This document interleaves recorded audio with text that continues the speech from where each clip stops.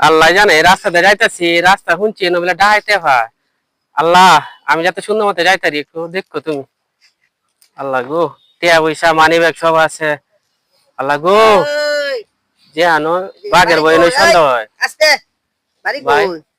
বাড়ি হয়েছে পূর্ব জাফরাবাদ ভাই। পূর্ব জাফরাবাদ। এন্দ কইতে আইছো? ইন্দে ভাই বাঙালি গেছিলাম যে ইন্দে যাইতেছি আচ্ছা, এর কি গরু বেচতে আইছো বলে?